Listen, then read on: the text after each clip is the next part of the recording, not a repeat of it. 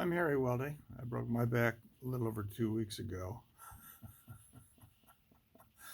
I'm in a process of trying to get back on the Duluth School Board after about 7 years off. I have served on the Duluth School Board for 12 of the last 35 years.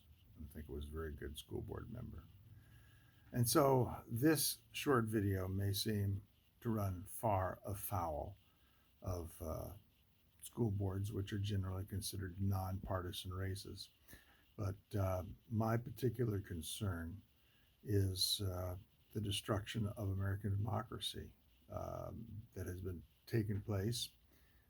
taken place over the last decade at the hands of a man who is regarded as the great truth teller by the people he has helped name MAGA, Make America Great Again.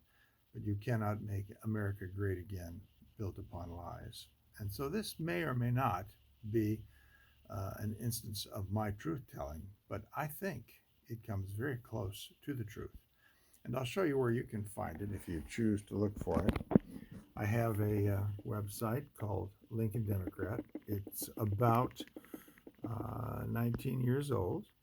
And I'm going to scroll up on 666. That is, of course, the magical number for the devil for many people. And it shows a picture of Trump consoling the wife of a man who was killed by an assassin, Charlie Kirk. And that particular video is jarring because Mrs. Kirk forgives the man who killed her husband, and Donald Trump says he hates his opponents, which I guess means half of America.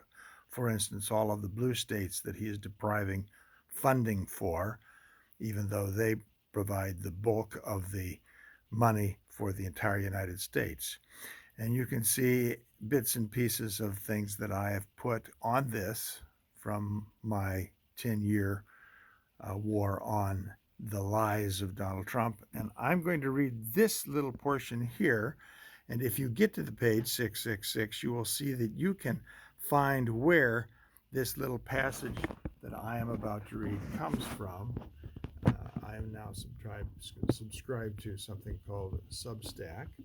And I'm going to read about the young woman who writes back about her 13-year-old self when she first met Donald Trump at Jeffrey Epstein's Pedo palace for people who have a particular yearning for having sex with young women.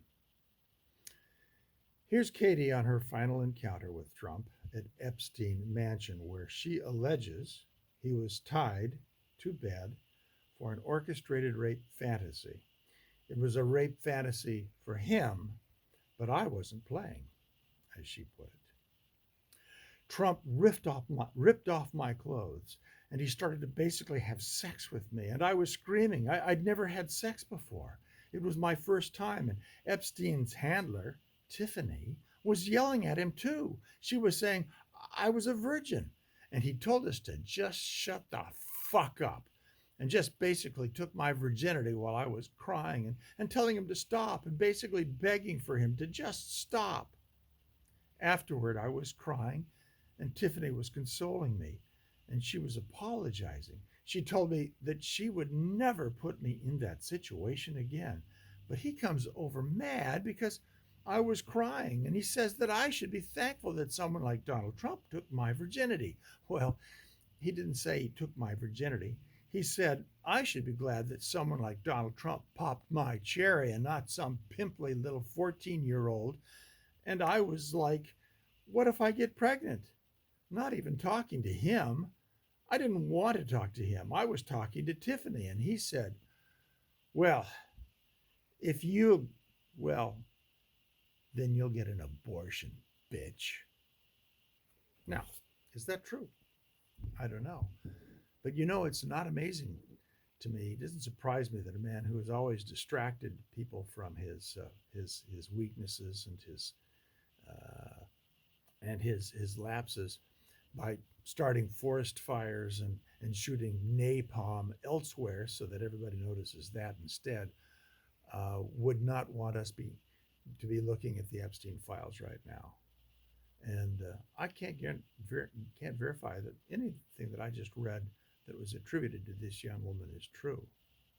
But I'm going to be writing some things in my blog about young men with pimply faces who did just the sort of thing Donald Trump did, but they didn't do it as 40-year-olds, and they aren't trying to hide the truth from the American public now.